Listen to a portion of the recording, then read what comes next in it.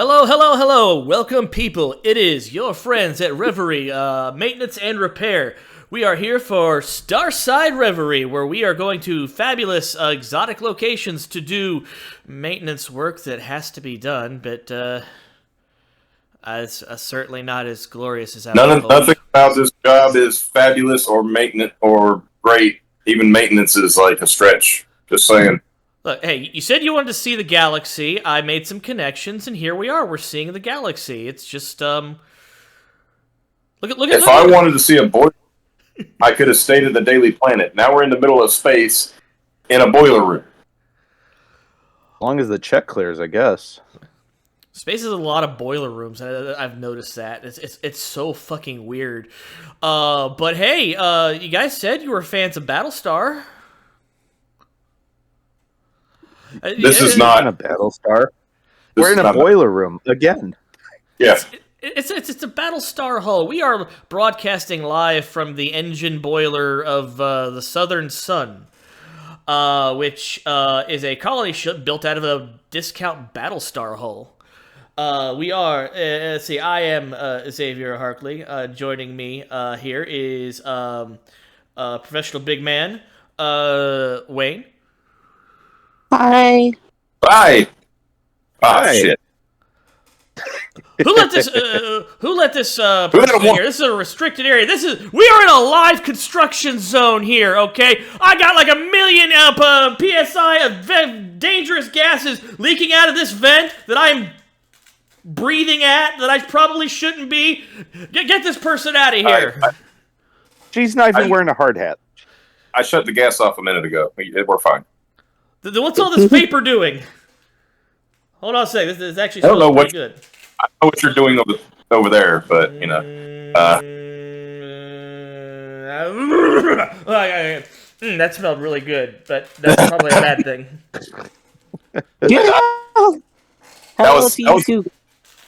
That was somebody beefing in your salad. That was not a. It's like standing in a plume of car exhaust, and part of your brain's like, this smells nice. No, it doesn't. Run. You are in a bad place. So I guess we got a new crew member. Greetings, Eager Young Space Cadet. Are you from the crew? Are you here to check up on us? Because we're taking a break, which is mandated in our contract. Which, if you check your paperwork, it is there. We get a break. Like we get an hour uninterrupted break. Hey, she interrupted, so we were 30 minutes in, so we get another hour. That's right. It's uninterrupted, so we gotta start over. Union. Wait, were you guys recording? Wait, what? We're recording right now. Yeah. You're now part of the show. Welcome. So, I just thought you guys were hanging out, and I wanted to be a part of it. We're not hanging out. We're doing work. I'm working very hard. Yeah. I'm the one that does all the work because I'm the only one that knows what he's doing. By the way, Mike Murphy's over there. Hello. Yeah, hello. Hey. What's up? And obviously, our visitor, Miss Serena. How are you doing? I'm doing good. Eager Young Space Cadet, Ensign Serena. Ensign Serena. Now, is she wearing one of the officer suit or one of the bathing suits? Because that was a little weird. Yes. All right. See, that was a good answer. That was a good answer, yeah. That was an excellent answer. Excellent answer. I'm here to add some feminine touch to this sausage fest. Yeah. Look, because we're not sexist. Look, when you work in an all-women environment, it's important to show off your butt as a power move. That's new to me. Yeah, buns of, that's how it works. Yeah, it's an '80s starship, so everything is like '80s catalog. So everyone is on buns of steel, but some buns are steelier. Mm-hmm. My buns are solid gold. Damn. All right. Nice. I like it. But another thing you'll notice who the head officers are. They'll always have beards. Right. And For no reason whatsoever. And first officer is definitely not Sting. Please stop asking him for autographs. He is not Sting. He can't say this enough. He is not Sting. It's totally Sting, you guys. I knew it. Can I ask a question? Since we're here. Before we started, I was over here working on the pipes, making sure everything was working, shutting off the gas and all that good stuff. Why are there bombs everywhere? I have no idea, but I did see this guy, this really shifty-looking guy with a greasy fucking face, just coming by and just... Pat Riley? Kind of. It looked like him. Fine. He was being chased by a fucking beefcake in, like, red football pads. Oh. And well, I've been disarming. I've been disarming the bombs. Should I not do that? You know how to do that?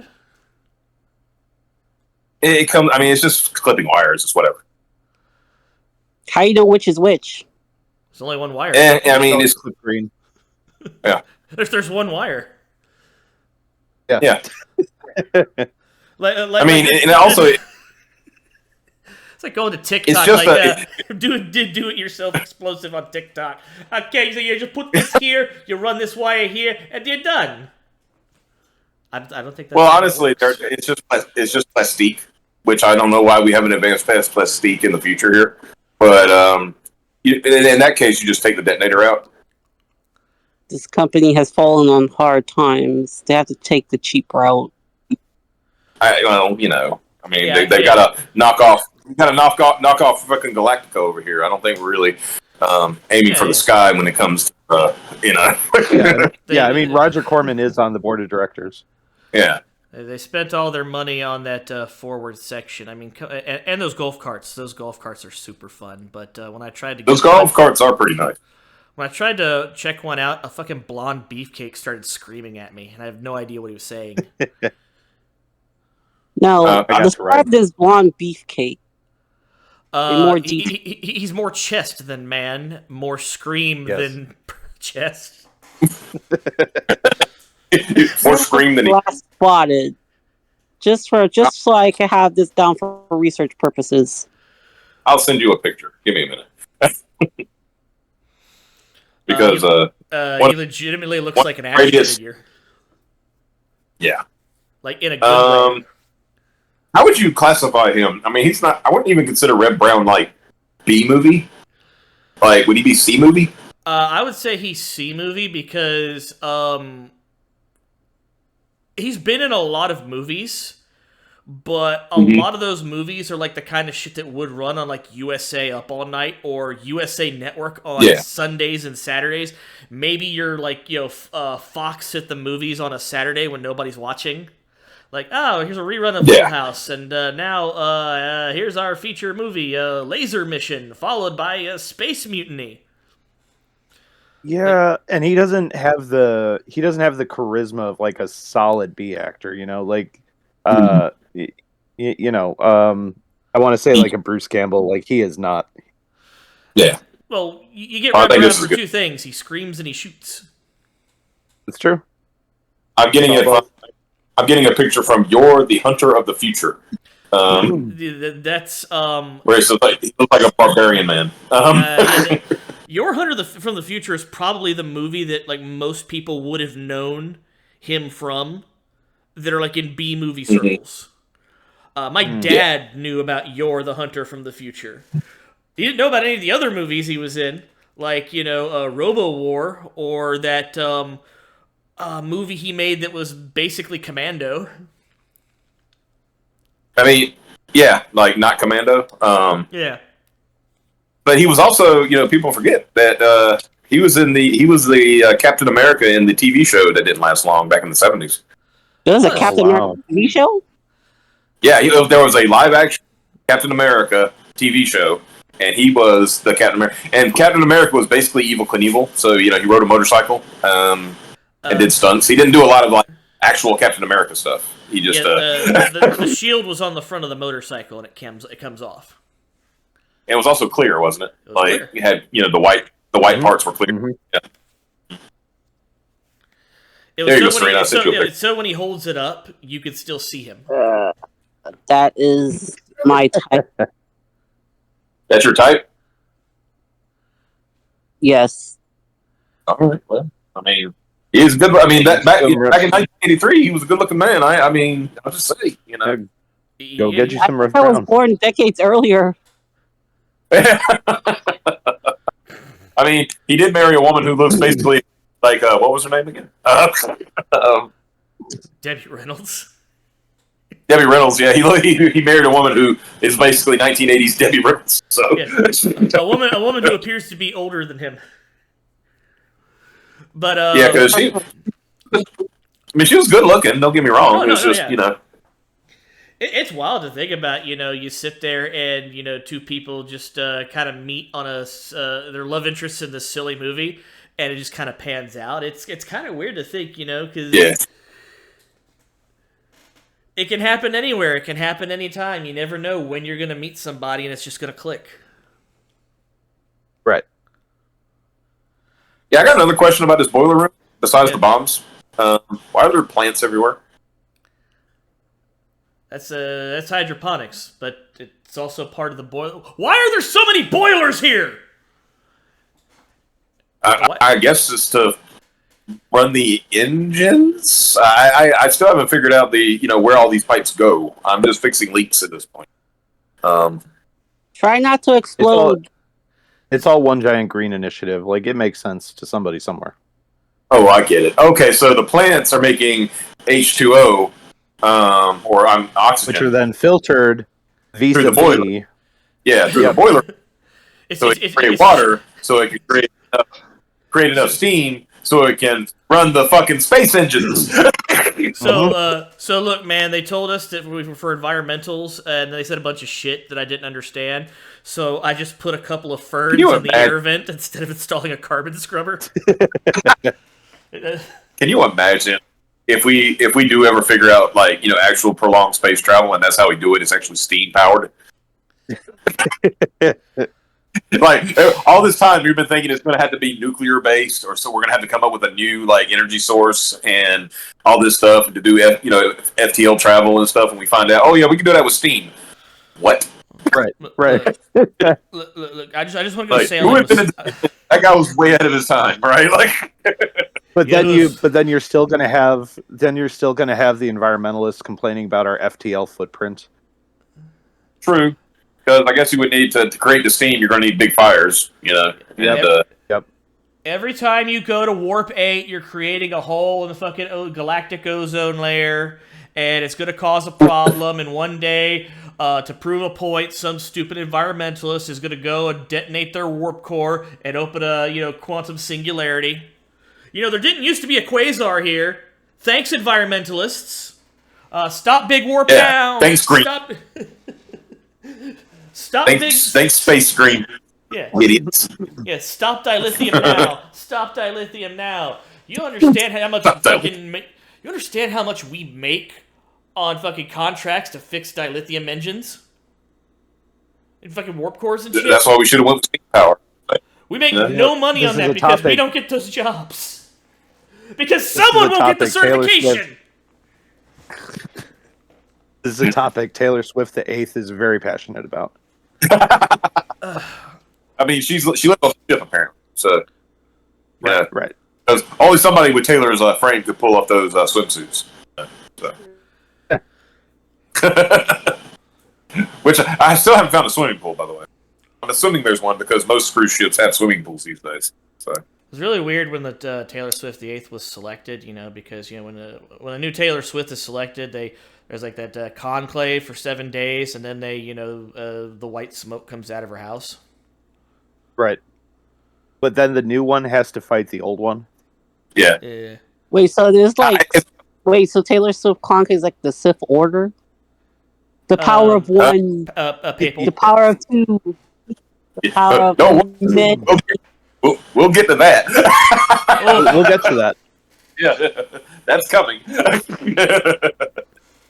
We will talk all about the appearance of Darth Debo and I can't believe those. Before we get on our other topics, real quick, I can't believe that happened. And I'm thinking, man, we were just joking about that a week ago. You know, Right. You know, Right. yeah, I was like, holy shit! Like we've done it again. We did it, boys. We're predicting the future. Yeah. Look, we gave them the blueprint for how to save Star Wars, and they fucked it up. Yep. Yeah.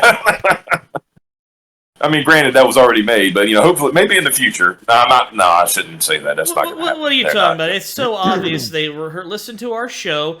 They've reshot it over the course of a week, processed it, and then put it out to stream. That's how entertainment works. I mean, yeah, that's how it works. Yeah. Look, it's just like doing a live stream.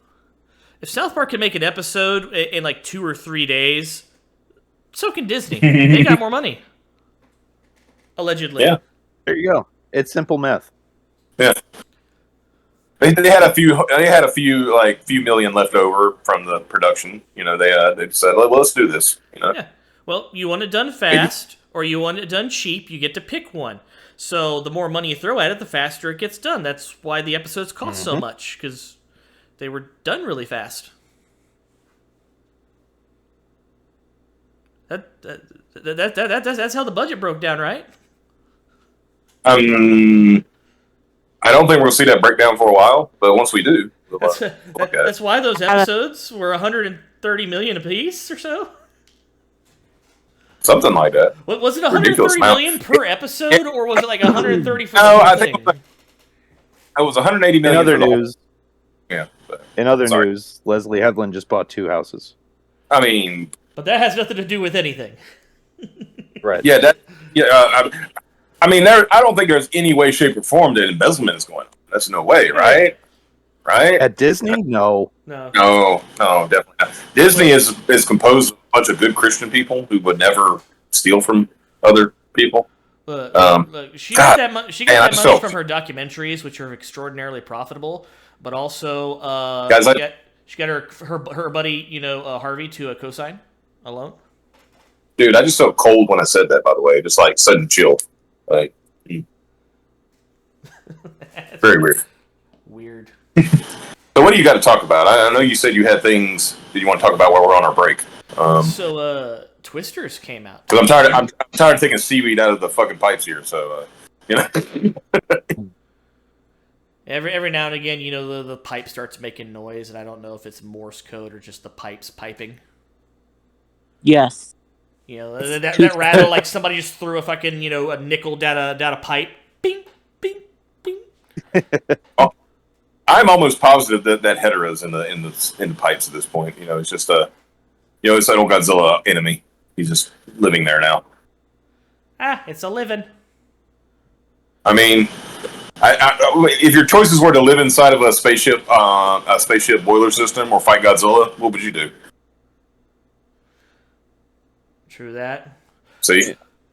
Yeah. But anyway, the movie Twisters came out this week, I guess. I think it was this week. But anyway, I believe it was this week. Yeah. It was. It was this week. Has anyone actually seen it? Because I have no interest in it at all, based on the trailers. Nope. I don't go to the movies. I mean, I might go see Deadpool Wolverine this week, but I don't know. I rather watch. I got a kid, man. Like, movies are not a thing for me right now. Yeah, the only movies you watch have something in front of it that's like a little dog or a little pony or something. Yeah, you want to talk about Despicable Me 4 or Inside Out 2? I'm your man, but no, I have not seen Twisters. All right, well, it's bad when you get you're a parent when you get to the point where you're quoting the kids' movies, right? Like, Look, Nemo got lost. His dad found him. We're kind of stoked about it, and a good time was had by all. And Dory remembered some things.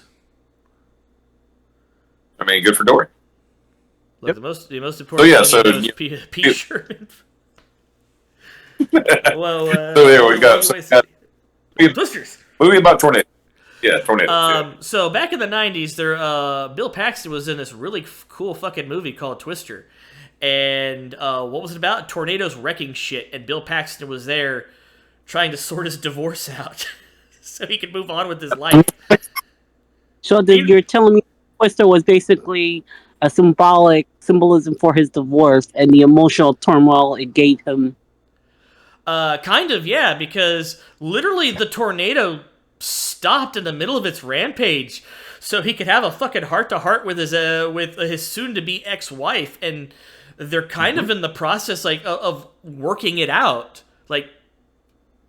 Yeah, they actually not their divorce, but the problem that led to their divorce.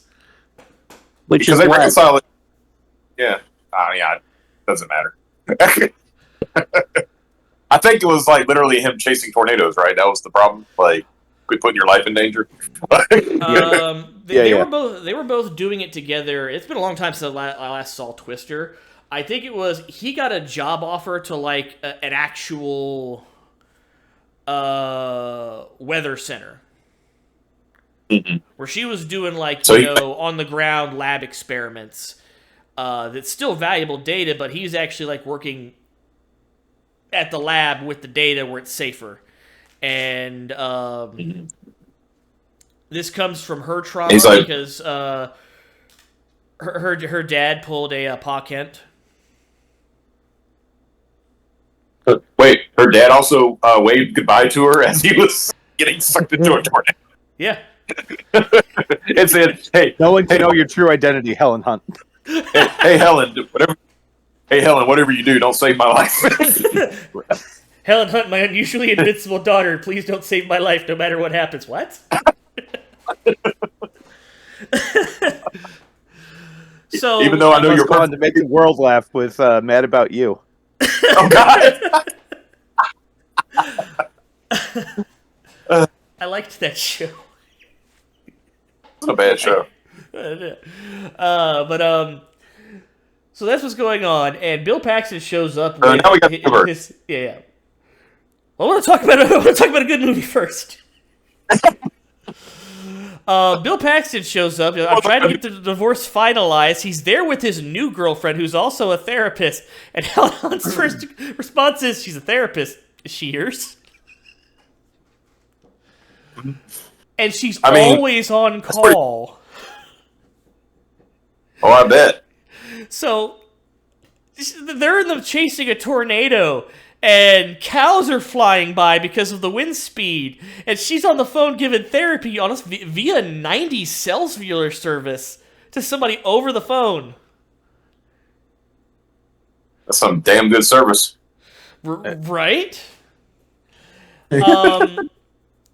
And eventually they managed to work this out. Like I said, the tornado literally stops its rampage and just hangs out, so they can work it out.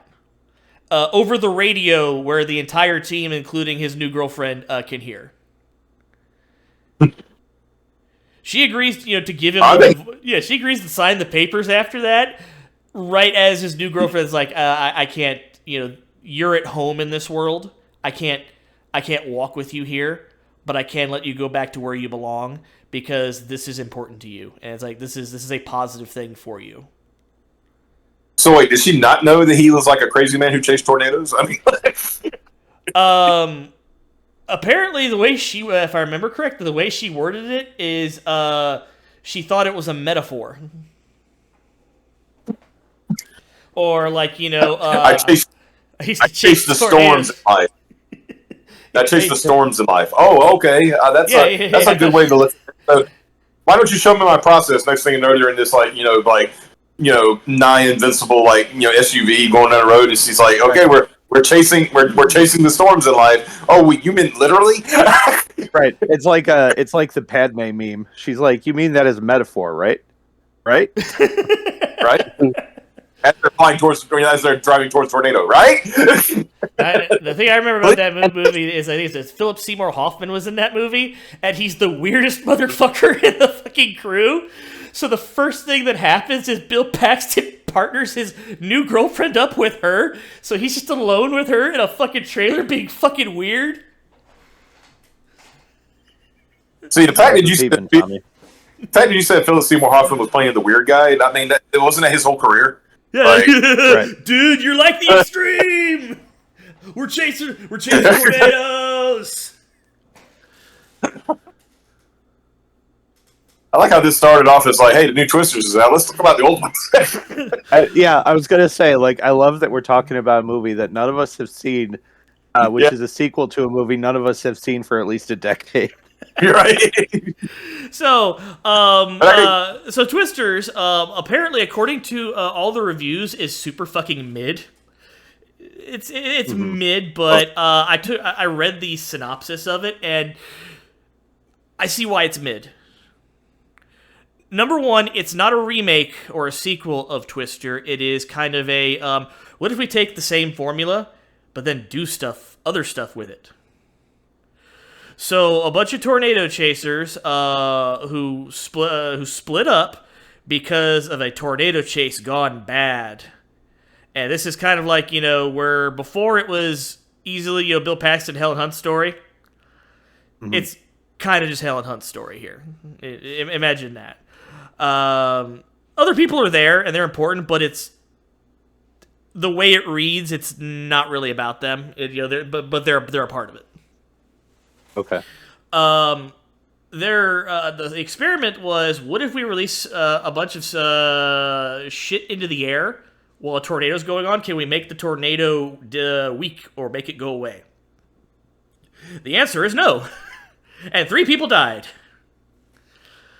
Years later, she's still chasing tornadoes and getting readings for them for the weather service. And remember the fucking cocky guy that was our rival in the original Twister? Yeah. They've recreated him, but he's a fucking YouTuber. Hey everyone, Xavier here. Before this goes a little bit further, I want to say that we talk about Mr. Beast a lot here. When we recorded this track originally, all of the things about Mr. Beast had not come out yet. They came out like a couple of days later, and then they came out really, really fast. So, I probably would have talked about that had we not known everything that we kind of know now, and the fact that it keeps coming out. Yeah, he's chased us for fucking content and selling merch. Now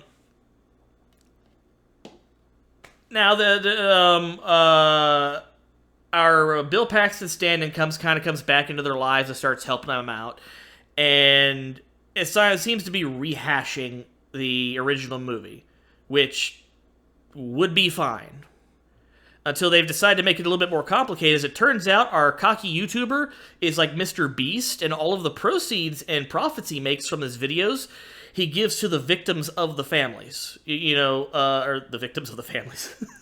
The tornado families, the tornado mafia. Those damn families just creating all those victims. Right. Oh no. The families are the Twisters. Oh, it's a nice farm you got there. It's a shame you ain't made your insurance payments as much. Oh no! Who could have done this? All the families have a red tornado in their family. Just he goes, rips shit up. That was an Italian tornado, I could tell. Hey, you ain't pay your protection this month. Big Paulie don't like it when you don't pay your protection. Right, be shame. Big Paulie paid a visit. Yeah. Big Paulie's always hungry. Paulie. He's a real F5. Big Paulie is a tornado. Just goes blowing in. And it turns out that the guy that they're doing all of this research for, the private corporation, he's buying up all this fucking tornado-ravaged lands on the cheap so he can develop it into stuff. Okay. Which is completely fucking unnecessary. Like, you could have just left it at this guy's kind of like a Mr. Beast, and okay, that's fine.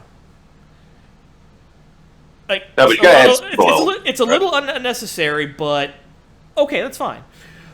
Because, Mr. B's out there doing good shit that otherwise wouldn't be happening if he wasn't doing it. He's making money and, turning it into a fucking perpetual fucking charity machine, more power to him. Yeah. Right. So then they revisit the original experiment that got those people killed, and Mr. Beast is helping them. We're gonna just call him Mr. Beast because that's what he is. And they figure out that what if we put that silver iodide shit they've been using for fucking like cloud prepping or whatever that weather altering shit they do that everyone says is bad and you shouldn't do. That as we learned in the Alabasta arc, is you shouldn't be fucking around with your weather. No, do not burn the rain powder so that it rains here because you're taking water from other places. They find they release this crap into a tornado as it's tearing up a town, and the tornado goes away. And Mr. Beast agrees to team up with them, and they're going to be they're friends now. And this is according to what I read. So if you go to this movie and there is a completely different movie on screen than what I'm describing, I am not responsible. And they're like, we're going to team up, and we're going to take the fight to the tornadoes. Yeah. I like the idea that someone listening who has seen the film is like, what the hell is he talking about? Right. That's a much better movie than what I saw. Yeah. I'm just wondering. I'm sure this movie is completely mid, but by today's standards, I'm sure that means it's actually like an 8. Yeah. I'm just wondering when, what part of the movie when they brought the RICO case against the Tornado family. Right. Like, is the Attorney General involved now? Are we going to see? It's like we feel Merrick Garland. It's like Oppenheimer. The entire third act is just a courtroom scene with the tornado. Yeah, he's just spitting on the witness stand. Is like, and of course, getting Big messed Paul up all around him. Yeah, and of course, Big Paulie has an Italian accent because why not? Right? I didn't see nothing. Okay, it's like I just happened to cross the road. I can't help that the house is in the way. Okay, bada bing. Special Prosecutor James Typhoon, would you? It's your witness. Your Honor, I'm a respectable businessman. I'm a respectable business cloud. I'm in demolitions.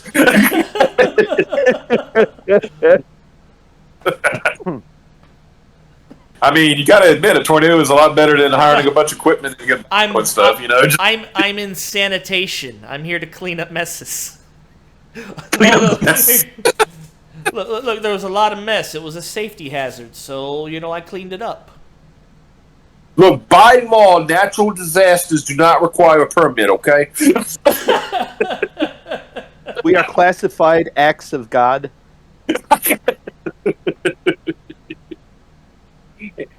It's all about getting federal funding. I'd watch this movie. I would watch this movie. See, this would be one, then like satirical movies they made back in the late '90s, early 2000s. This would actually happen. Yes, yeah. Fucking Twisters v, like Twisters 5? No. Like Twisters v everyone. Twisters v the United States government. I would like to thank everyone for joining us for this session of the Congressional Oversight Committee on Weather Happenings. We have speaking for us is Mr. Paulie Tornado, or Paulie Twister. The gentleman recognizes the defendant for 3 minutes. So yeah, Can you imagine somebody like Ted? Wait! Hold on. Can you imagine somebody like Ted Cruz grilling a tornado? The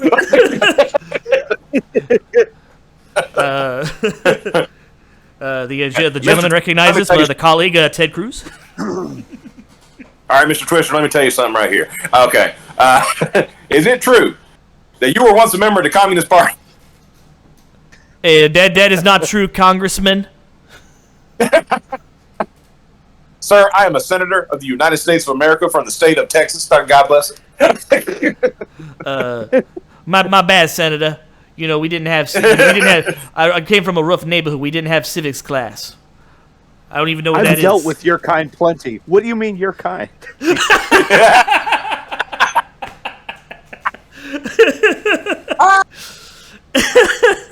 Oh my god.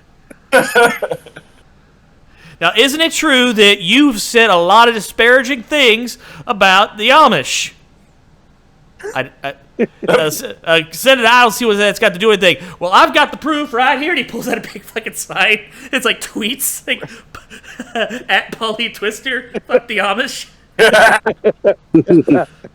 So we got it right here. These are your words. You said them. They start asking him where he was on. It's like, where were you on the day of February? Or no, I'm sorry, February would be 22 season. April 12th, 2022. And he's like, I'm not sure about my whereabouts today. Well, sir, right here we have a picture of you rampaging through plains of Kansas. I'll tell you where you were. Is this not you, sir? We have it right here. You saying I never met an Amish barn I couldn't knock down. Now, I don't know how many Amish you're going to find in Kansas. Maybe there's a lot, maybe there's a few, but you decided you was going to go there and you was going to knock them down. Now, that is unacceptable.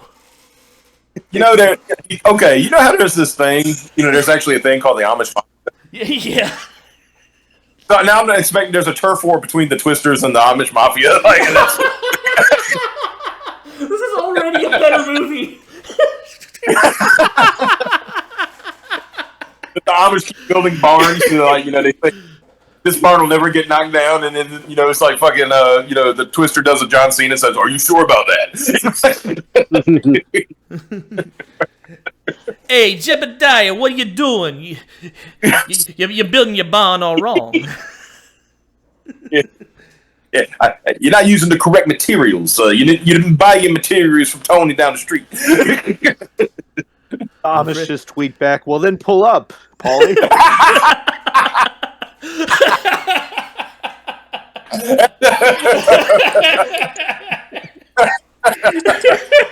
Why don't you pull up? Oh God, Amish pull up. Why don't you pull up and get clapped, Jebediah? Let's go.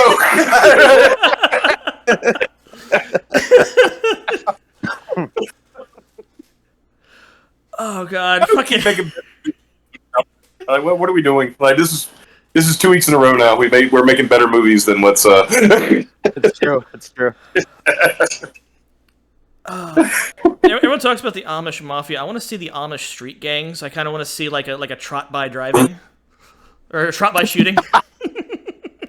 Just the horse just sits there and trots. And they just open fire. Yeah, there's good little. Here he comes. Here he goes. Oh shit! Here he comes. They're just waiting. Here he comes. Here he comes. You like calm power. Then the horse just starts grazing, and they can't get it to go. Come on. What's wrong with you? I feel like Come on. That skit. That's what you get for using the same horse for so many trot-bys. He's used to the gunfire now. He's not startled. What are you talking about gunfire? They're using sticks. Right. Oh, It was a big rock. A trot-by caning. Yeah. Oh God. They're using David's slingshots. Just like, on their horse. They're just like, running like, woo, woo, woo.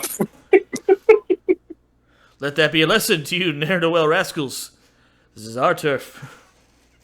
You ne'er-do-well rascal.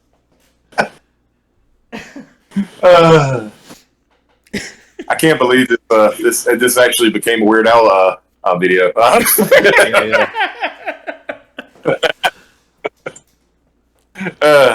So anyway, what else got in the bag there? Capcom re-released some of their classic games, and they're ashamed of it. Yeah. We want money for this thing that we made a long time ago, but we are very ashamed that we made this thing that we're proud of. Where does the shame come in? They just re-released. So was it CVS SNK? SNK versus Capcom SVC Chaos. Yeah, it was it was SNK's version of their versus game, because Capcom did their version and then SNK did their version. So I remember that. Yeah. And the artwork that they released was, it was cool artwork. It showed basically showed Chun-Li and Mai Shiranui doing the Predator thing. You son of a bitch, that kind of thing. Right. And everybody knows Mai Shiranui. Mai likes to show off her goods, if you get what I'm saying.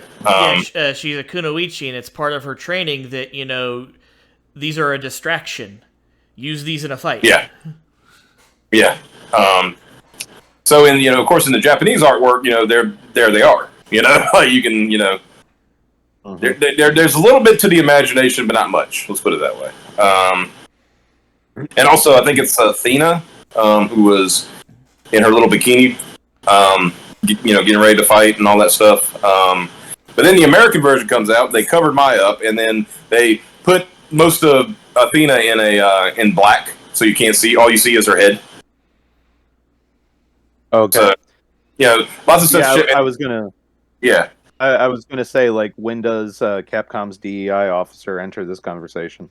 Oh, it gets even better. They actually have a warning at the beginning of the game. Oh, of course they do.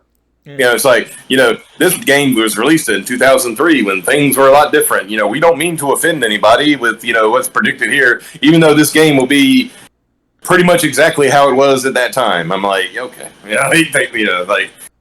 Not as bad as, like somebody said, not as bad as it could be. I mean, at least the game isn't censored itself, but at the same time, it's like, why do we live in a world where we got to put that warning on anything? You're proud enough of this that you're re-releasing it, but you're not proud enough of it to just stick by it. It's like, and be honest in your fucking disclaimer. This game was made in 2003 when we could have more fun. Right. I mean, yeah. There's some things I can see that where that warning might be. One night, Xavier and I were watching some old. It was literally called Looney Tunes stuff out of context. Yeah. And there was literally of course, you got to think these movies came from the 30s and 40s, right? And yeah. These cartoons, and one was it was a bunch of ducks, and it was a bunch of white ducks, and they were saying "Sig Heil, Sig Heil, Sig Heil," and then they get to a black one. He goes, "Sig Heil, y'all! I'm from Georgia." I'm like,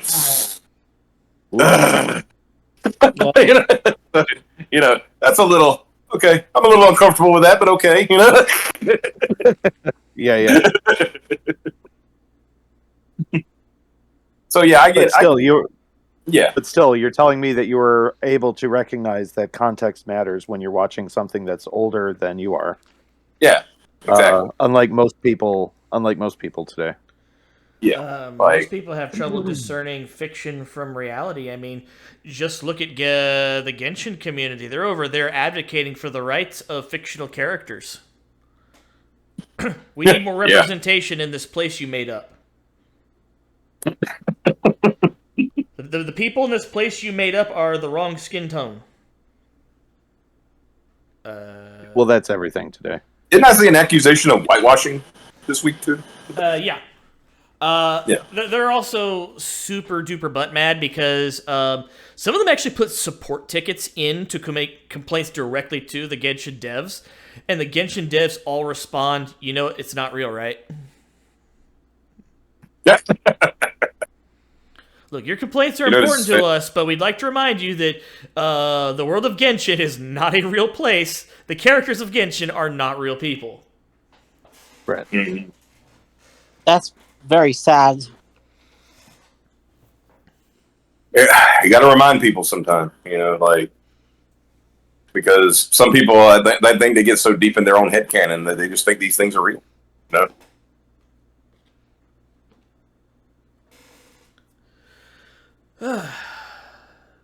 So anyway, pivoting from that, a trailer for Dragon Ball Daima dropped this week. You seen that? Is that the one where people, some of the characters become children? Yes, this is apparently Akira Toriyama was super jazzed about this.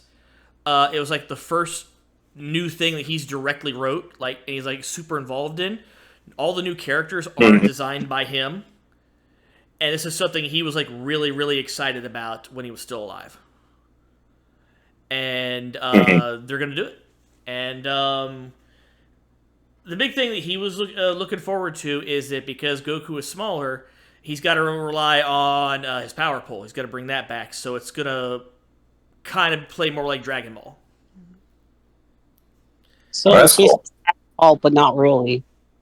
He wants it to not be so much a shonen battle story. My understanding is he wants to go back to more a adventure story. Oh, okay. Which, Dragon Ball GT was kind of like that, where it's just a fun adventure story, and I think it was at its best when it was doing that. Mm-hmm. So this is his own universe, because I don't think I saw like a trailer, but I didn't know there was a new trailer of this. Yeah, it just came out. Apparently, they've already confirmed a release date. I think it starts later this year. Oh, that's cool. I mean, I'm trying to think of like what's more to say about Dragon Ball at this point, because it's all been said. Like it's when it comes to Toriyama, like I'm more of a Dragon Quest guy. Like I don't know what it was. I just like Dragon Ball was like a big thing while I was in college, and I just completely missed it somehow. So like I'm a complete noob with everything Dragon Ball, and I'm looking to change that, but like I don't know. I think I'm gonna start with like the manga, and then eventually, probably a good place. I'll be able to have a conversation. Yeah. Eventually, I'll be able to have a conversation about the games. Yeah. Well, they got that new game coming out soon. That might be a good way to get into it. Well, there you go. Yeah. Was that a Sparking Zero game? Yeah. Let you play through like everything. Where you can actually change the players in there too, which I think is really cool. Like that first thing, the first little arc in Dragon Ball Z with Raditz. If you want to like take Krillin with you instead of Piccolo, you can do that. Why would you take Krillin with you? But whatever. Maybe Raditz would be dumb enough to try to catch the Kienzan. My thing is because like Piccolo's my favorite character, so I would just probably try to like make Piccolo the main character at that point. Like we did in fucking Phantasy Star 4. Yeah. Where you just like, yeah. Like, well, obviously this guy's smarter than our main protagonist, so we're going to make him the team leader now. No, then we actually went to Namek. That was funny. Yeah. See, that kind of reminds me of, there was a... this is when Joss Whedon tried his hand at like writing X-Men, which his first run was pretty good. Like the second run, not so much. But I remember a line that was Astonishing, right? Astonishing X-Men. Mm-hmm. Astonishing, yeah. Yeah, and I remember one of the funny lines was they were like getting their asses kicked by the big bad alien man, and they finally get saved by Kitty's dragon, Lockheed, right? Right. And what was funny is like after that all happened, they basically talked about how things just fell apart, as far as their team goes and stuff. And they said, if it wasn't for Lockheed, we'd all be dead. And then Wolverine says, "Hell, I think we should make him the team leader."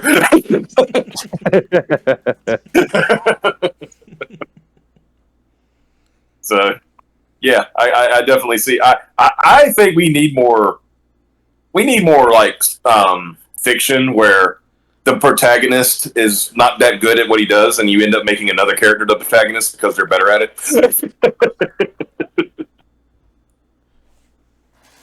Just for the fun of it, I'm not saying do it all the time, but I just think for funny moments, they'll be like, "Yeah, we're following this guy now." Like, wait, what? But I'm the team leader, not anymore. That's kind of why the first Guardians worked so well as it did. Sure. Oh yeah, because Peter Quill wanted to be the leader, and they were like, "Yeah, no." Like, do you have a plan? Yes, I have a plan. He describes his plan. That's not a plan. That's barely an idea. I have 10% of a plan. Well, I mean, you could take it all the way back to Star Wars. Like, sure, it's ultimately Luke's story, but like he's so inexperienced that the whole movie is just other more experienced people dragging him around. Look, yeah, that's true. Look, Han's got a plan. What's his plan? Right. It worked, didn't it? Till he turned that corner. Yeah. Then he was running the other way. Yeah. Oh man. So yeah, we've got that coming. So you got that, and you got that. Got new Dragon Balls coming out, new game coming out, which I think that'll be cool. What else? You got anything else in the bag, or did I just dip into my bag? Yeah, Kelly Sudaconic, I guess, is doing another comic for Dark Horse, some sort of coming of age story. Uh-oh. It's called FML, which stands for Fuck My Life.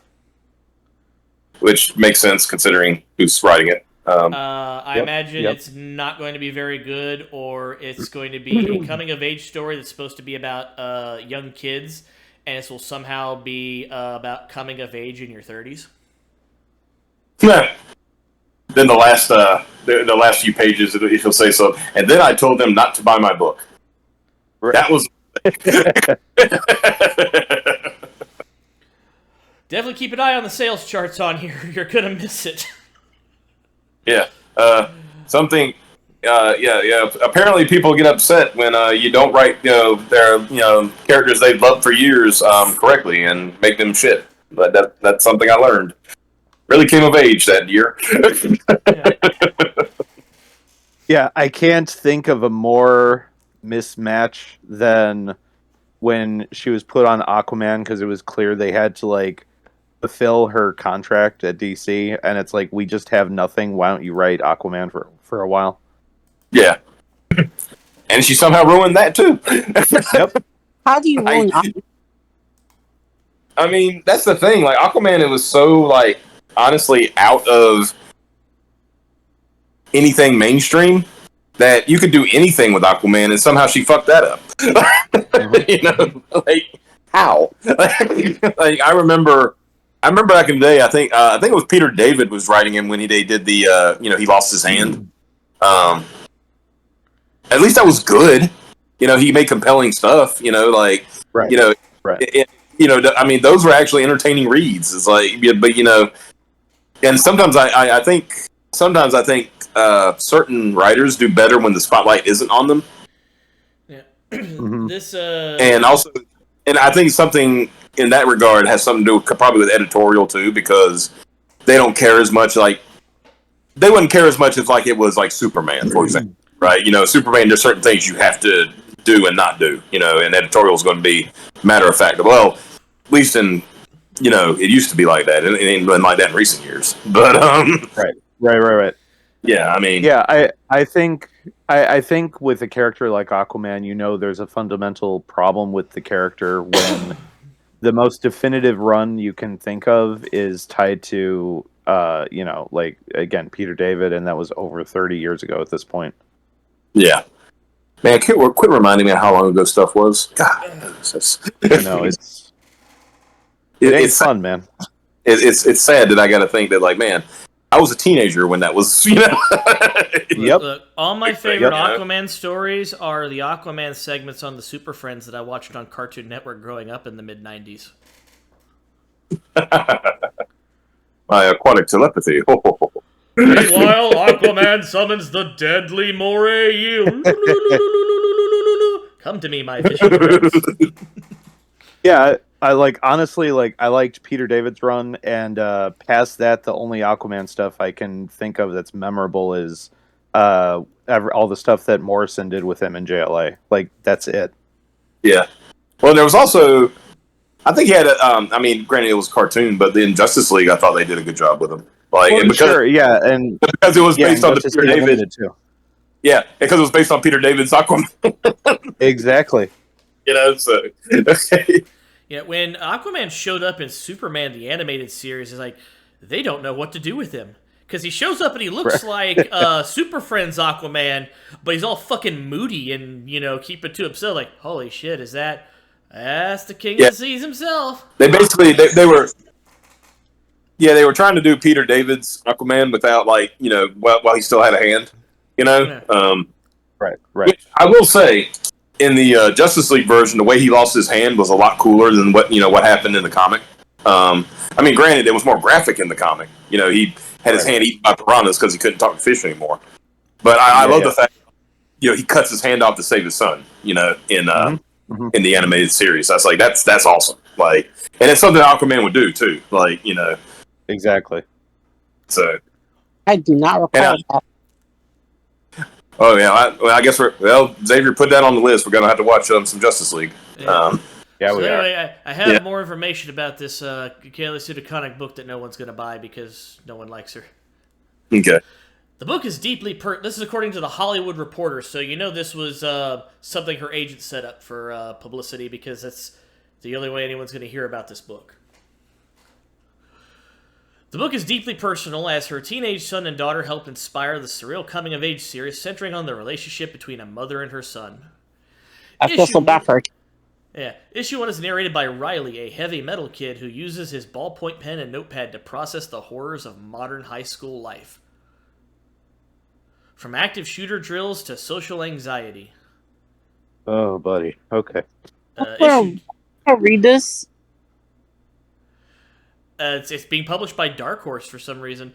Issue 2 is told from the perspective of Riley's mother, an aging punk cartoonist with a true crime obsession. Together, the two narratives paint a picture of a mother and son trying to survive a Portland plagued by wildfires and the coronavirus pandemic. Against that backdrop, there's a murder mystery and even the transformation of a character into a monster. She notes that her son... is So basically she wrote this with her kids while they were locked down in quarantine, and it took 3 years, but they finally found a publisher. As DeConnick notes, her son is growing up in a moment in which conversations around masculinity often have the word toxic used in association. That is DeConnick grappling with how to help guide her son as he heads towards adulthood, and its themes she poured into the book, you know, except she's one of the people that perpetuated that. Right. I want my kids to be able to wrap their brains around the idea that there have been ways that a toxic framing of masculinity has been behind a lot of bad behavior. DeConnick tells the Hollywood Reporter, it doesn't mean that it's a bad thing to be a man. Just if you act a certain way. Yeah. Didn't she write a book about girls killing dudes while on their period? Or that's someone else? I don't know. No, that was that was the what was it called? Maneater or something like that? Was that Gelson? Yeah. Or was that somebody else? No, that was the chick that did what was the book with Ask Me About My Feminist Agenda? Was that Mockingbird? Dang.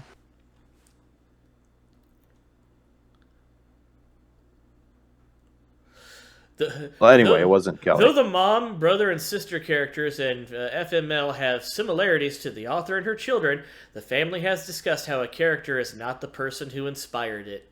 Press X to doubt. Yeah. It's a starting place for an idea, says DeConnick, who adds her kids have embraced being involved in the book. My aim is not to embarrass you, even if we all agree that the character is not you. I still don't want you to be made uncomfortable by anything.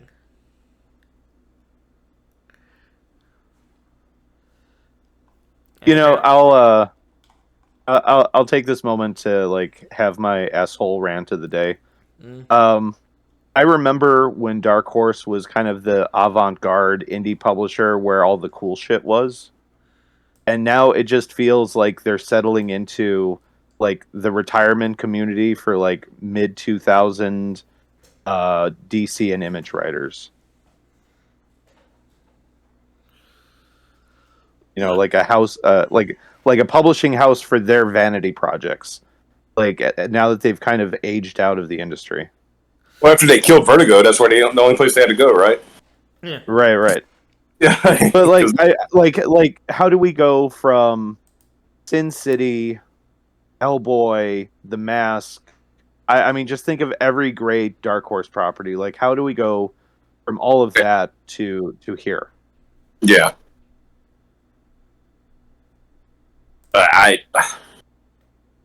It's just, I mean, I guess like, you know, Dark Horse was kind of the last one for it to hit, you know, and when it finally hit, I mean, they're not big enough to, in my opinion, weather the storm, you know, don't have multi-billion-dollar properties to lean back on.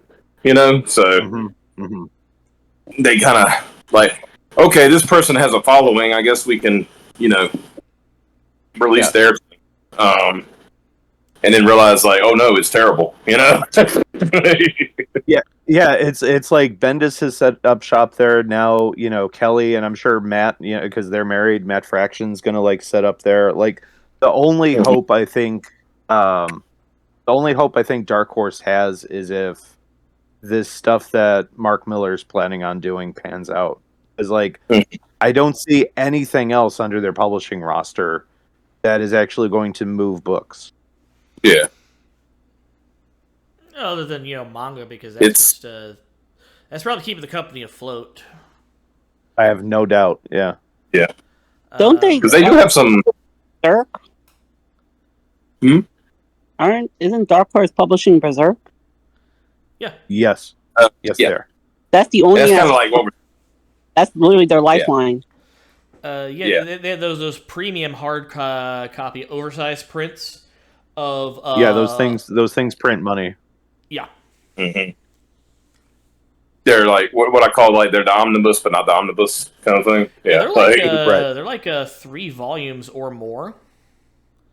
I forget the exact page counts, but you got to remember those volumes are selling from anywhere from $5 to $10 a piece individually. Mm-hmm. Oh yeah. So I don't know what the profit breakdown is going to be when you put them together. You blow them up on bigger paper and hardback them. Well, they sell for like $75 each. So yeah. So they're making money. Yeah, man, price went up. Definitely, they're definitely making money. Well, yeah, you're probably. I'm sure they're expensive to produce, but like, the profit margin has to be huge on those things. Like even Walmart's starting to carry them. Yeah. But yeah, it's and it kind of goes back to what we've been saying. Like, Marvel's is almost to the point where they don't even have to make comics anymore, right? Like, they already got 60 years worth of stuff under their belt, like that they can pull stories from. Why would they need to do it? I mean, and the things they tried to take from current comics has been garbage when you think about it. You know what I mean? Right. So, Right. In another show that me and Xavier and Serena do, like we were talking about that the other week, like look at what's come out in the recent years, and in this last year with with the Marvel stuff, right? And it's like they've all been like garbage, and only a few of the movies that were good were on properties that were already existing. Like nobody gave a shit about the Eternals. Nobody gave a shit about Shang-Chi, which I predicted that when they said Shang-Chi movie. I was like, why? There's nothing about Shang-Chi that deserves a movie. Unless they make it like a Hong Kong. And the people that like the Eternals were all asking the same question. But why are you doing this? Like, yeah, it's cool you're doing the thing, a movie about a thing I like, but why? Dude, and plus, go ahead. No, I was just going to say, when I was in the hospital, there was a night where I could either sit in silence or watch Shang-Chi, and I chose silence. Good man. Damn. And what's funny is like they got Shang-Chi all wrong. Shang-Chi was just basically Bruce Lee, Right. And that's what it should. It shouldn't have been no mysticism or something. It should have just been a Marvel kung fu flick, and that would have been a whole lot better. But no, they had to do and the 10 Rings. Even though the Mandarin is a Iron Man, villain, but we already screwed that pooch, so we got to figure out how to redo that. Right. So. Sometimes it ain't worth going back to the well, But okay, I think we've ignored the Rancor. The elephant in the room. Yeah. Oh yeah. Yeah. So per our prediction, Debo Palpatine made his debut this week on the Acolyte. Otherwise known as Dark Plagueis. Dark Plagueis. I didn't realize that was Dark Plagueis, as someone pointed out on Twitter. Yeah. Darth Plagueis is 15 years old. Darth Plagueis the Quake. Yeah, Darth Plagueis, the cave dweller, apparently, right? Yeah, stupid. Look, Stupid. as a member of the banking clan, he only hides in the finest of caves. Cave, yeah. Star Wars Theory had a good video on that where he basically said, "This is somebody who is trying to insert their version of canon and lore, just so it will have to be used." Also known as fan fiction. Right. Yeah, but the thing is, like with fan fiction, you can ignore it. Like, but using a character like Plagueis, you can't ignore that. You know that has to be used in some way. Not saying that she will use it, but she put her stamp on it.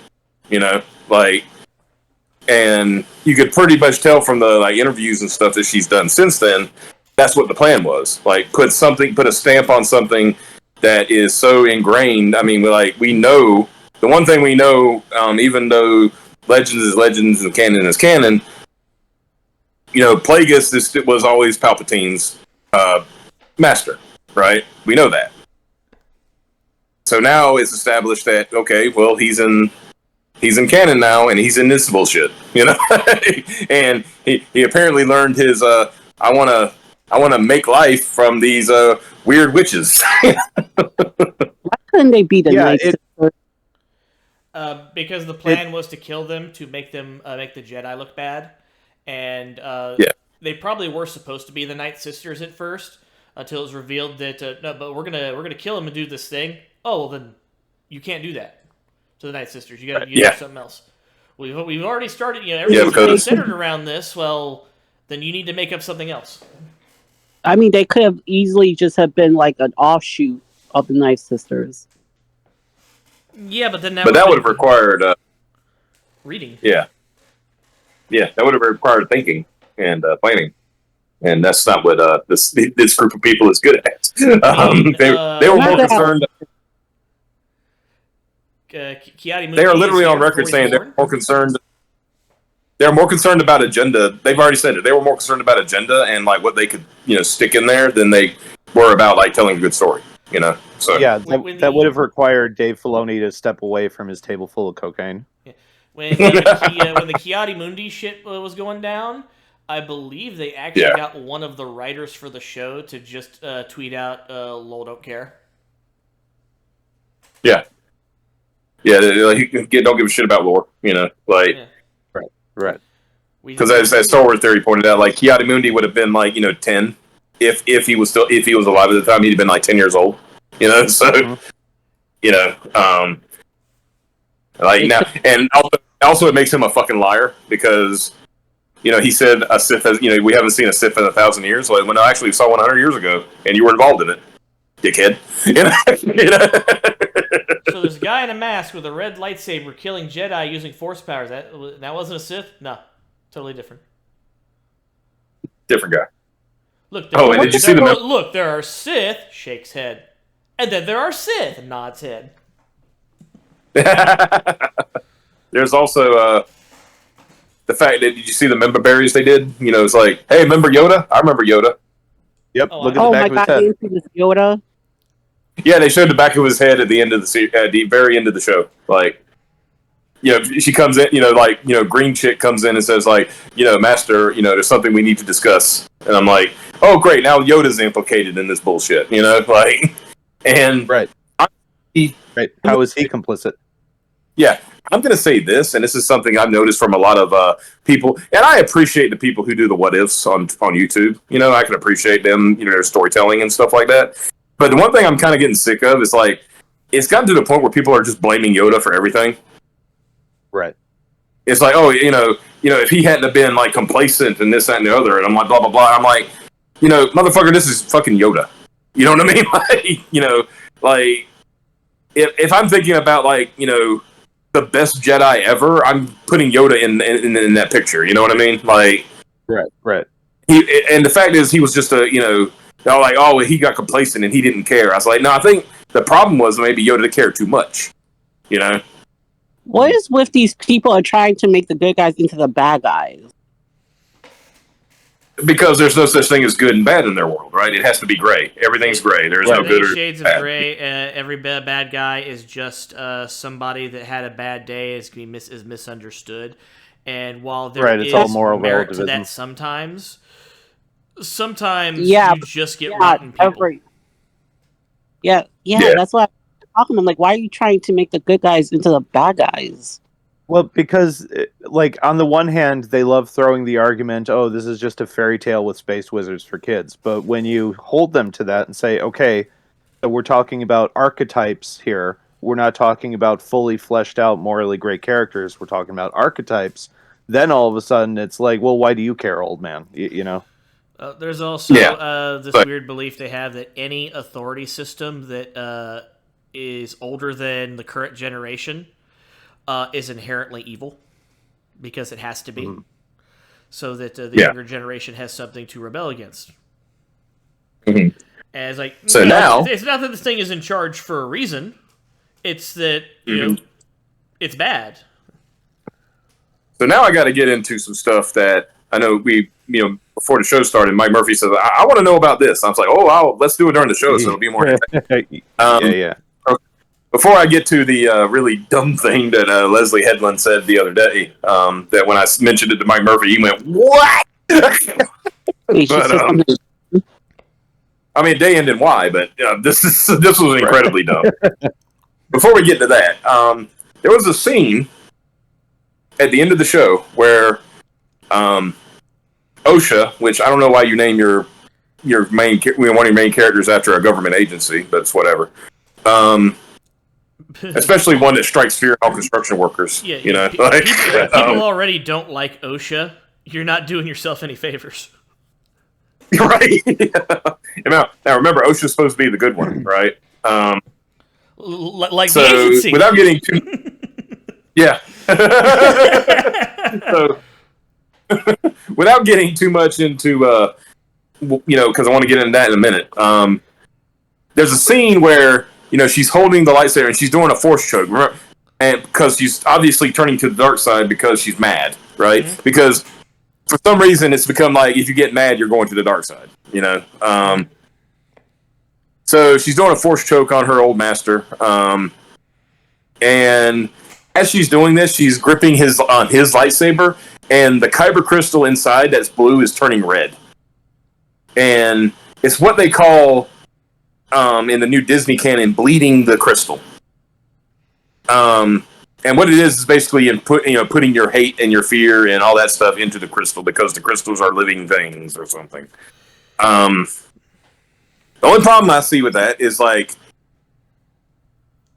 once she turned that lightsaber back on, it should have blown her hand off because it was broken and the crystal was poking out. So it should have literally just disintegrated her hand. But whatever, Another thing is that she did it way too easily, because this is something that they established in the Darth Vader comics. And yeah, so there is some canon to it. However, it took Vader a long time to be able to do it, because you notice, like, when we were watching, Revenge of the Sith, it didn't happen when he started killing younglings, which I think that would, like, if something like that was going to happen, that would be the point where it's like, Look, the saber we're at a point of no. The saber knew. I think we're at a point of no return. Yeah, I think we're at a point of no return here. He's used the youngling killing maneuvers. Oh, look, it's Master Skywalker. What are we going to do? He's a worthless piece of shit. He's not going to get us out of here. Aren't you worthless piece of shit? You sack of fucking garbage. Hey, what's going on here? Oh no, Master Skywalker developed a spine. Look, everyone, he's waving his saber at us like he's gonna do something. Oh, look at me, I'm Anakin. Ah, my fucking arm! You fucking twat, you fucking just cut off me arm. Oh, Master Skywalker got us some real shiny spine here. Let's get him, guys. You just got to. I'm imagining that one youngling's mouthing off, and the other one's in the background giving him the crotch. Like, suck it, bitch. He's just like being ganged up on by all these children. You remember those Naruto fights where Naruto would throw his clones at guys? The younglings are throwing each other to a fucking fastball special. No. Yeah, get him, fuck him up. Yeah, get him. Yeah. But okay, so in the comics, This is what happens when you're on the council, but you ain't no master. so in the comic, he had got another lightsaber, which was another Jedi's lightsaber, and that's when Palpatine told him he needed to bleed it, right, and make it his own. It is dumb. It's absolutely stupid. There was a cool thing that happened in it. I was like, now that's pretty interesting. That one of the cool things was the crystal fought back, right? Like, didn't want to be taken over. So what it did is it gave him visions of, like, he basically moved back to the light, right? And when, in that vision, he goes and he kills Palpatine, right? Because as like, you made me this, and I'm getting my revenge. I'm Anakin Skywalker. I'm not Darth Vader. And of course, they had the whole, which that's another trope that I get a little tired of. But I understand why they have to do it, because it is established, and you can't really get around it anymore because it's already established. That no matter what, Vader is going to be Vader. He's always going to be a whiny bitch, and he's going to like, no, my anger, my hate, I love it so much. Like. No matter what, he's because it's got to be that whole like I killed him, I killed Anakin Skywalker. That's no matter what, that's always going to. And so that was the whole thing. Like he bled this, he bled it, and it became red. You can apparently do the opposite and purify the crystal, which is how Ahsoka ended up with her white lightsabers.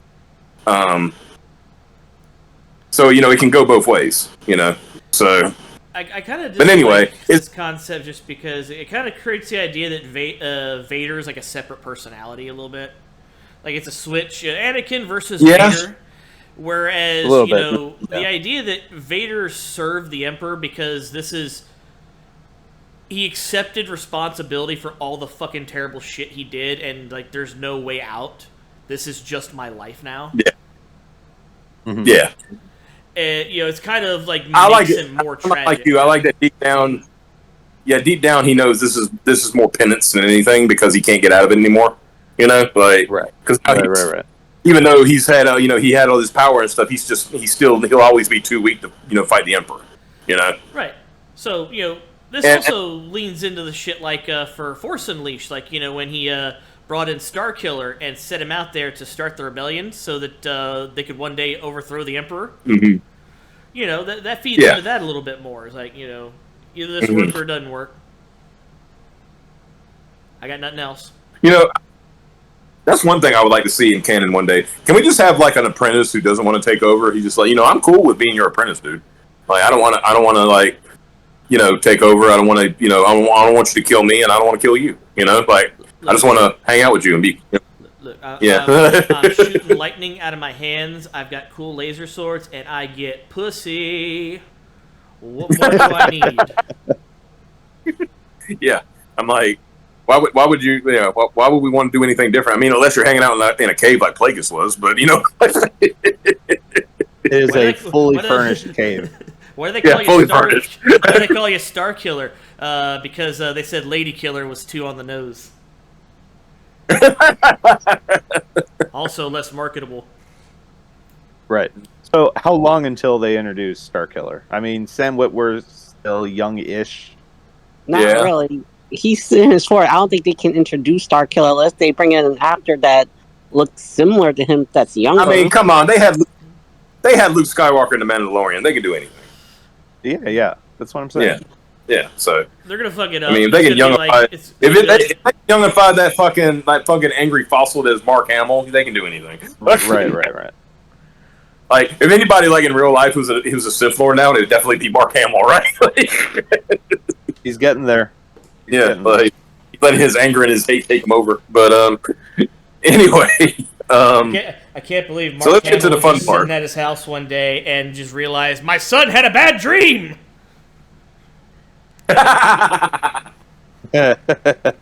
That's Matthew, by the way. No, I've said Luke. I said Mark Hamill, not Luke Skywalker. Oh yeah, you just Mark Hamill. Okay, yeah. My son had a true, bad true. dream, and I had to tell that girl to get an abortion. Oh God. Jesus Christ, Xavier. It's okay, I didn't do it, but I thought about it and may have verbalized it a couple of times, allegedly. I mean, I may have drove her to the clinic. May have said, "Bitch, get in there." I may, but even if I did do that, I changed my mind, and I love my grandchild. I didn't make her go in. May have chased her down with the car after she ran off. But that's in the past, we don't have to talk about it. And I love my grandkid of a gender I will not name because I don't know. What are we talking about? I have a grandchild. Well, is it a boy or a girl? Yeah, one of them. But anyway, I can't be bothered with the details. So you understand, like Mike, I think you understand how bleeding works, as dumb as it is, right? Yeah, I mean, so it wasn't literally because she had blood running over the crystal, That would have been cool. No, it was. Yeah, actually, would have been cooler. No, it was her feelings. Okay. Because in the classics, okay. it was just a different type of crystal. They were crystals. Yeah, and they were also synthetic because I believe that red ones were available, but they were so rare that they just used synthetics. Yes. Reds. Mm-hmm. And you could only get them in certain, the real ones you could only get in certain places. You couldn't, what was the name of the plant that they get from, Kybers? It's like Ilum or something like that. Yeah. But no. So used to be called Ilum crystals until, this Kyber crystal from Splinter of the Mind is a really cool fucking name. And it's but it's just a crystal. The Kyber crystal is just a crystal. Nah, it's all the crystals now. Whatever. It's all of them, yeah. But yeah, now let's get to the really dumb thing. Old Leslie Headland, besides thinking that she's going to get a second season, I hope to God not. She said this week in talking about the final fight scene, which was Squid Game's guy versus Sith boy. Right. She said that was a better fight scene than Duel of the Fates in Phantom Menace, and I didn't tell you about this part, the final fight in The Matrix. Oh my goodness. She can go Matrix? Fuck herself. There's no media. She has no media. Which Matrix? The Matrix, the first one. Oh. This woman has no clue about any type of media. I don't know how a woman who could, sit next to Harvey Weinstein all those years not know about movies. I mean, right. I guess they weren't watching movies; they were doing something else. But still, she was busy, sir. She was busy. Yeah, that's true. But God bless. You would think she would have picked up something, right? Well, Harvey wants to have a private meeting with Kennedy you. You go in, and either you have a career or you don't have a career when you come out. I mean, that's true. Right. But can you believe that bullshit? You're telling me, and I just watched that fight again today. The Duel of the Fates. And that was so well choreographed. It was so good. Say what you want about the movie or the prequels or anything like that, but you could give up one thing. The fight scenes were great. The particular one, and I think it was because my man, God, what was his name that played Darth Maul? Ray Park. Ray Park. Yeah, Ray Park did most. He handled the choreography on that.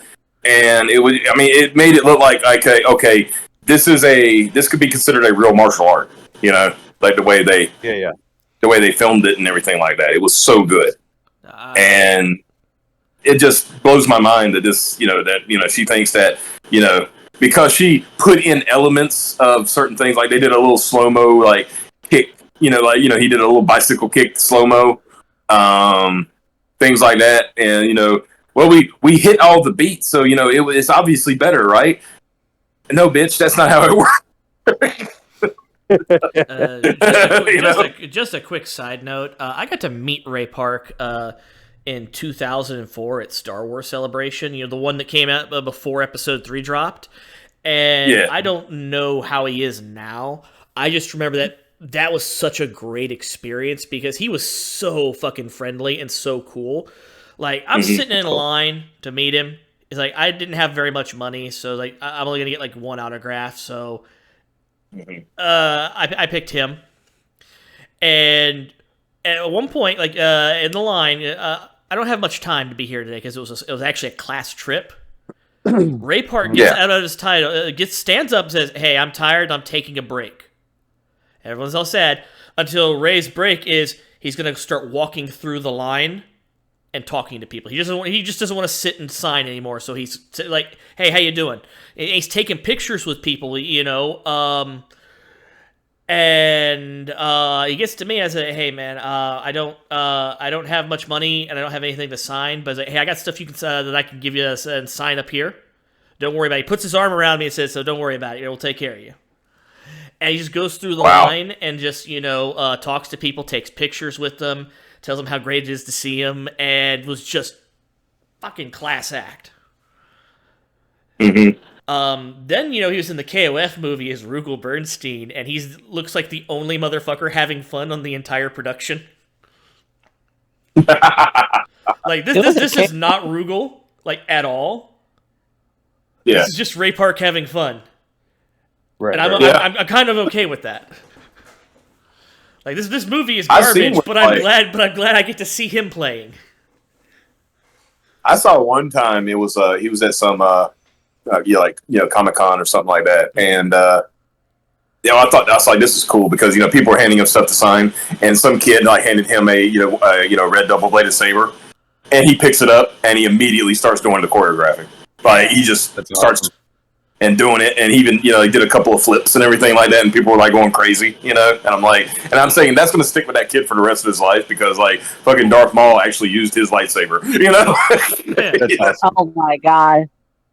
Yeah, like I love celebrities I always wish he had a bigger career because all throughout the mid 2000s, like everything that he was in automatically elevated it. Like even as the Headless Horseman in Sleepy Hollow, you're like, oh, all that shit looks so cool. And he was good. He was good as Toad in X-Men. Like yeah. To the point I said they should have brought him back. Like that would have been a good recurring villain, just being a little sneaky guy. I kind of wish they'd given him a better X-Men character to play. I mean, true, but what it was, he did. Can you imagine fucking Ray Park as Gambit? That would have been cool. Like instead of making Toad, make him Gambit, and we give him the staff to play with. I gotta say though, remember in X-Men that when he finally gets a proper fight scene, the first thing he does, he gets like a staff and he spins it around and does the pose and does like a little little shit-eating grin. That's like, all right, all right, that's good.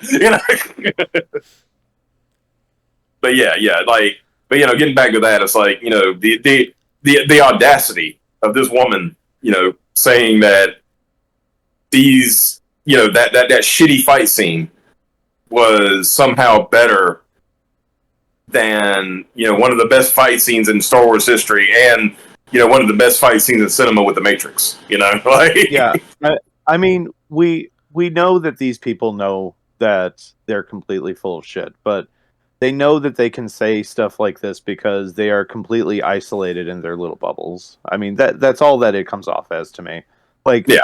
You're not stupid, and we're not stupid. You know that this show is terrible. You produced a dud, and this fight scene can't hold a candle compared to those two things. But no one in your corner is going to say otherwise, so you get to have your little whatever. Right. Yes. Exactly. So, and I think it's a lot of just like everybody wants to pat themselves on the back. Like, hey, we did it. We did something. Like that whole thing of like one of the after interview things is like Leslie and the girl who plays the Mayosha people. Mandela. Whatever. Yeah, Mandela. Amandla. Come on, get a real name. Because you know that's a made up name. There's no way nobody named their child Amandla. Right. Her name's like Kim. Yeah, her real name's like Kim, or like Josephine or something like that. No, they're more impressive. Like, look at all the representation we got in here. Like, okay, I mean, what are you representing? The Wookiee? I mean, you know what I mean? Like what? None of that fucking matters. Like, Mace Windu was in the prequels, right? Billy D. Williams, as Lando Calrissian was in in the original trilogy, right? Come on, tired of this, right? It's like I'm tired of it. I'm sick of it. It's so stupid. You don't understand. It's very important that we finally have a woman in Star Wars, and right. I was just gonna say, yeah. My favorite of all those is that interview with the chick that played the head of the witches, and when she was going on about like how Star Wars is just such a patriarchal thing, and I'm like, oh my god, like have you even seen these movies? Like, right. It is the opposite. Yeah. It's like, most of these movies have revolved around women. Like when you really get it, like this is how you know that Star Wars is no longer a cultural touchstone. It's not important anymore because people that don't see it used to be able to get enough of Star Wars just through sheer osmosis and cultural relevance that they at least picked up the important parts. Vader is Luke's father. Use the Force. Han Solo. Princess Leia. R2-D2, where are you? Okay? It's just the important bits. Now, nobody knows. I mean, remember that fucking interview? I think it was for this show. Someone said in an interview that, Anakin blew up the Death Star. Yep. I was just going to say that. Jedi dude that, like, he was the apprentice or someone. He was a shirtless Jedi dude in that show.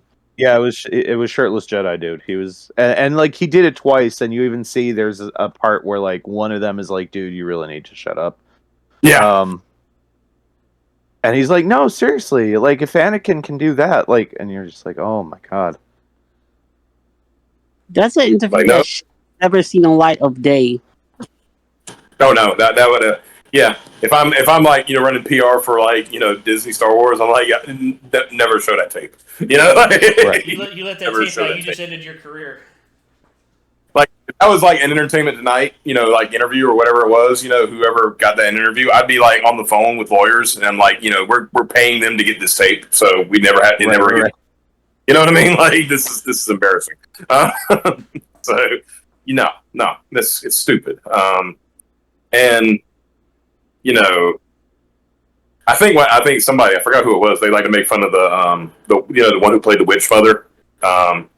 When she was doing an interview, she was going like, she did something like, yes. I was like, oh god, yes. They actually did Yes Queen Slay. Oh god, get out of here. But that's all it is, man. Like this is just an ongoing campaign to deconstruct. I mean, and I know it's Kathleen being like, I hate the legacy that I'm attached to. I'm going to define my own legacy before I either quit or am shown the door. Yeah, or die. Yeah, I mean, I think at this point, or die. Yeah. Because I at this point, because people talking about like her job's. I was like, she hasn't been fired yet. She's not going to get fired. Like I'm sorry. Right. She's either going to retire or die. Like I don't see any other way around it. I mean, and it's kind of like, and I told Xavier just the other thing. I think we kind of touched on it like last week, or well, not last week, week before when we recorded. There are elements there, even if you took the same elements, took the same, as I said, the same ingredients for the stew, you could make a good stew. Yeah. There's stuff there. If you didn't, if you just took the elements but changed things, it could still be good. It could be a good stew, but it's like they put, I don't know how the best way to put it, like they put too much water in it, or you know what I mean? Like no, it's like look, ignore all the DEI shit. Like that's beside the point. If you can produce something of merit and value, yeah. Like I can't remember specifically what we walked through, but like me and Selena, when we were watching like wrap ups on this final episode, like we basically talked our way through like, okay, how can we, because my big thing is like when I was younger, I used to have this thing where like I would, there would be something I didn't like and I'd be like, I just want to make it good. And like I would like, mentally strip it down to its bare parts and like rebuild it into something that I liked. And now that I'm getting older, I take the approach of like, how can I take what's already there and rearrange it so that it works? And it's not hard with the Acolyte. Like there's a lot there. Like, if you want to do this, which I don't see the point in, but if you want to do this like morally gray story about the Jedi, that's easy. But I think it was just some guy, like he pointed out, like, you just reinforce that the Jedi are the good guys because everything that they do is based and justified. Yeah, like when Soul kills the witch, he had every right to kill the witch. He was totally justified to kill her. Like, yeah, absolutely justified, because all he has seen is a witch become a weird smoky fang monster, and one of the children is starting to dissolve. Right. So I'm sorry. Most people, if it was a cop would take the shot. You know what I mean? Right. Right. Well, yeah. I don't get this fucking defense that people have, like, oh, Soul was in the wrong. Like, no, he's in the fucking right. Now, see that scene. What the Richards have done so far? They possessed a dude, tried to take control of another dude, act weirdly aggressive towards the Jedi for no fucking reason, then try to attack or kill one of the children from the Jedi's perspective. How are they in the wrong? The premise is supposed to be that the Jedi are taking children because they're Force sensitive, despite the fact that you can choose not to go. Right. And the Jedi's later, like, you don't have to go if you don't want to. Like, yes, you are very Force sensitive. Do you want to go? No? Okay. Now, I mean, as we were talking about this before, it would be, it's one thing to say, okay, there's a different sect of Force users, right? And they don't necessarily have to be bad guys. We not, like, maybe, okay, we know about the Night Sisters. Well, maybe this one could have been just, like you said, that, like, we're talking about, like, a more morally gray, like, we're more straddled the, it's more about the living force or thread or whatever it is than what's good and evil. You know what I mean? Like, yeah. But, the fact is they already put the Jedi as the antagonists, or tried to, even though they did it badly. And then they, and of course, like I said, I think we talked about this the other week, like, where they just broke lore altogether. It's like, now we have two Vergences in the Force, which, like, I like how Star Wars Theory put it. The Vergence in the Force is supposed to be, as soon as in Phantom Menace, when Qui-Gon Jinn said, I think I found a Vergence in the Force, they immediately said, are you talking about the Chosen One? Right. That right there, that's like, okay, that's a prophecy that basically has been around for a long time, apparently. So they know when they hear Vergence, they're like, shit. Yep. We got a situation then. Now you've got Vergence in the Force, and then it gets weird because apparently this is where it gets really dumb, and I'll try to sum this up because I know we got to, like, skedaddle here in a minute. But the reason that they're twins is because it was too much. It was good and evil, so it had to be split, and that's why they're twins. Yeah. And that makes no sense. And then now it's going to get really dumb. But because Osha, who was the good one, is now going to the dark side, May apparently is becoming a good guy. They're scales. Why? One has to be in opposition to the other. But my question is why? It makes no sense. There's no justification for it. There really isn't. Because it has to. Why is May all of a sudden becoming a good guy with no justification for her to do so? The only time you would do something like this, where you have two characters that are going to be in opposition to each other, one picks their path, and this automatically sets the path for the other, is because you're going to have them fight to the death at the end. Right. Yeah. Yeah, and, like, Selena and I were just talking about this morning, like, as a writer, and I know these people aren't intelligent enough to do this, as a writer, you kind of have to, like, stand back and look at the meta conversation of the story, not just the story itself, because, like, when they do this thing of like having the twins switch sides like 2 or 3 times over 8 episodes, and it's supposed to be this big revelatory thing of like, oh my god, the dark one is the light and vice versa. It's like that holds no weight because we don't know who these characters are. Yeah. You're also You know, you're kind of diminishing the weight of going from light side to dark side when it's just a thing you do, like you're changing a hat. Right. Like, if this was Luke and Leia, like, one's the light and one is going dark, that holds weight because we've been with these characters for so long. You know, like, if they wanted to do this story, you at least need, like, 2 seasons of establishing who each of these characters are and why one is good and why one is bad. You can't just, like, flip a coin from episode to episode and expect the audience to, like, have any kind of, like, you know, meaningful experience or just shock and awe at. Go ahead. You could have so many like conversations about nature versus nurture. You know, like you know, obviously this will be a case of nature because like one's dark, one's light. You know, and then like you said, then it's suddenly the good one starts doing bad stuff. Like, okay, wait a minute, we're seeing a flip here. You know, and right. And that would be more in the nurture section, you know. That would also be a better story because this is kind of letting you make up your own mind. You know, nature and nurture, like both are technically applicable here. Yeah. But that would require competency, and in the hands of a better writer, this could work. Yeah, but we won't know because I have a feeling this will not get a season 2. If it does, then you know there's more money being laundered. Yeah, if it does, it's just out of spite. Yeah, I think that like somebody I was watching today on a YouTube video who basically said, if this gets a season 2, then we know there's money laundering going on. Like there's no other way around it at that point, you know, because it does not. It's not even in streaming. It's not even in the top 10 streaming anymore. Now you got to think about that. A Disney property is not in the top 10 streaming. Right. That says a lot right there. That's probably the note we need to end on. Act Like Hell, didn't that dude that was trying to do the fucking takeover of Disney, didn't he like immediately dump his stock? Yeah. Like, man, the Act Like Hell Disney wasn't worth saving anymore. Yeah, he's like, I'm done. Yeah. There ain't no fixing this. You guys done fucked up hard. I don't want to own that. Yeah, he saw that and he's like, nope. But yeah, so, well, Xavier, I guess it's time to take us home. I'll get back to fixing these pipes and. Cool. I'm gonna go talk to This one bomb says it's got 2 minutes left. Oh, okay. I'll get that in a second.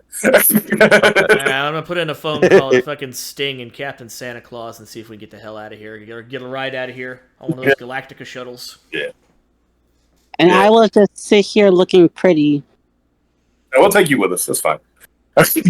We'll let you see the blonde Screamy beefcake. Yay! We'll get a poster printed for you. Yeah. We know a guy with a printing press.